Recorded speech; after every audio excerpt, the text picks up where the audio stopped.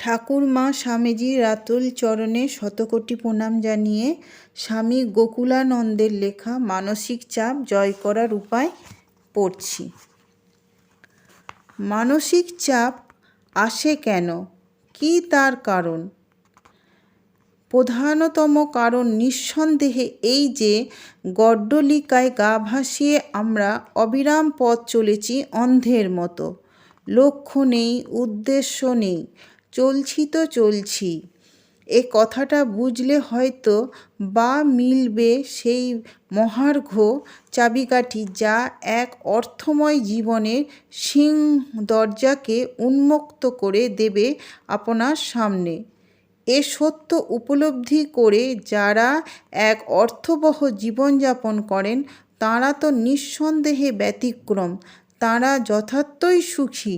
কিন্তু অন্যেরা যারা প্রতিনিয়ত ভুগছেন মানসিক চাপে আর কষ্টে, তাঁরা কি আদৌ বেঁচে আছেন? একে কি বেঁচে থাকা বলে? বড়জোর বলতে পারেন এরা টিকে আছেন, যেমন করে গাছপালা টিকে থাকে। কোনো রকমে টিকে থাকা আর সত্যিকারের বাঁচা, এর মধ্যে যেন আসমান জমিন ফারাক। মানসিক চাপ এমন তীব্র যন্ত্রণায় বিধ্বস্ত করে আমাদের যে যারা ভোগেন তাদের সুখের লেশ মাত্র থাকে না। বলতে পারেন এদের চরম এবং জঘন্যতম শত্রুটির নামই হলো মানসিক চাপ। কিন্তু এই ঝঞ্ঝার শতাব্দীতেও এমন মানুষ আছেন যাঁরা জানেন কিভাবে চাপের আর পীড়নের সাথে বন্ধুত্ব করে তাকে নিজের কাজে লাগানো যায়। স্বভাবতই এই প্রশ্নটা এসে পড়ে যে কী করে আমরা চাপের সাথে ভাব করতে পারি, তাকে বশ মানাতে পারি, আর তাকে নিজেদের উপকারেই বা লাগাতে পারি কী করে। এই বিষয়ে একটু পরে আসছি। আপাতত এই বিষয়টাতে জোর দিন, একেবারে স্থির সিদ্ধান্তে উপনীত হন যে চাপ সংকুল এই শতাব্দীতে আমরা এক ভারমুক্ত, সুস্থ, সৃষ্টিশীল, উদ্দেশ্যপূর্ণ জীবনযাপন করবই। আমরা নেব এমন কিছু পন্থা যা আমাদের চাপ আর পীড়ন, উদ্রেককারী পরিস্থিতির ঊর্ধ্বে উঠতে সাহায্য করবে। আর যদি তা না পারি তবে সারা জীবন আমাদের মানসিক চাপ আর সীমাহীন দুর্দশার পদাবনত হয়েই বাঁচতে হবে। এক বড় ব্যবসায়ী সংস্থার এক ব্যস্ত পদাধিকারীর কথা বলি, শুনুন। সর্বদাই তিনি ব্যস্ত, আর বুঝতেই পারছেন মানসিক চাপ তার নিত্যসঙ্গী। দিনের শেষে যখন বাড়ি ফেরেন তখন সঙ্গী তাঁর মানসিক চাপের বোঝা। বাড়ি ফিরে তিনি ভাবেন সকাল 9টা থেকে সন্ধ্যা 7টা পর্যন্ত অফিসে উদয়াস্ত পরিশ্রমে আমি ক্লান্ত, বিধ্বস্ত। বাড়িতে যদি একটু সুস্থ পরিবেশ পাই, মনে একটু শান্তি পেয়ে বাঁচব।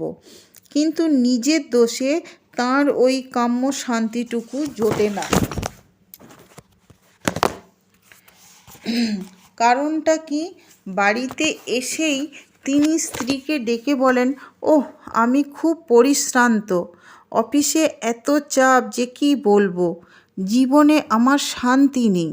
স্ত্রী সঙ্গে সঙ্গে স্বামীর দশা বুঝতে পেরে তাঁকে একা থাকতে দিচ্ছেন, নিজেকে সরিয়ে রাখছেন দূরে।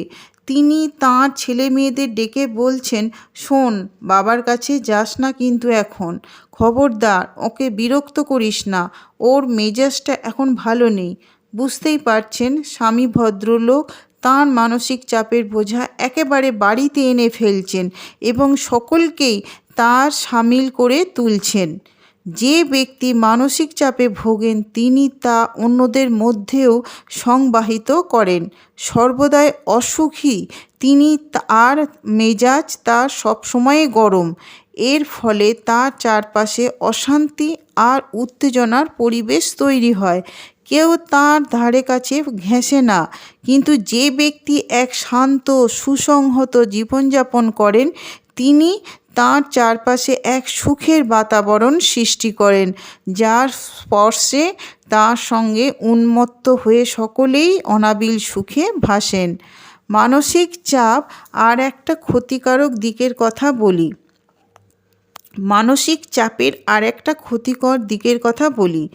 যে ব্যক্তি সব সময়ই তুমুল মানসিক চাপে ভোগেন, ক্রোধ তাকে পর্যুদস্ত করবেই। মেজাজ তার সব সময়ই তিরিক্ষি, মুখ লাল, চোখ রক্তবর্ণ, ভ্রূযুগল সর্বদাই কুঞ্চিত। আমাদের আভ্যন্তরীণ রাসায়নিক পরিবর্তনগুলো আমাদের মুখে চোখে অদ্ভুত ছাপ ফেলে। অনেক ডাক্তারই জোর দিয়ে বলেন যে তীব্র রাগের মুহূর্তে আমাদের হৃদরোগ পর্যন্ত হতে পারে, কারণ তখন আমাদের হৃদস্পন্দন মিনিটে 180 থেকে 200 বার পর্যন্ত হয়। এই ভীষণ ব্যাপারটা কিন্তু আমরা ঠিকমতো ভেবে দেখি না।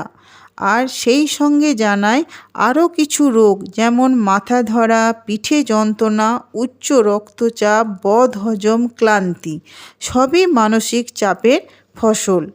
এই সমস্ত ঘটছে বা বলতে পারেন আমরা ঘটতে দিচ্ছি, কারণ আমরা ভেসে চলেছি উদ্দেশ্যহীনভাবে শূন্য মানসিক গতিতে। আমি আগেই বলেছি, টপ গিয়ারে জীবন গাড়িটাকে চালালে দুর্ঘটনা অবধারিত। আবার গিয়ার যদি শূন্যের ঘরে বাঁধি, তবেই বা আমরা এগোবো কেমন করে? আজ এই পর্যন্ত। ভালো লাগলে সাবস্ক্রাইব করে পাশে থাকবেন। মায়ের কৃপায় সকলে সুস্থ থাকুন, ভালো থাকুন।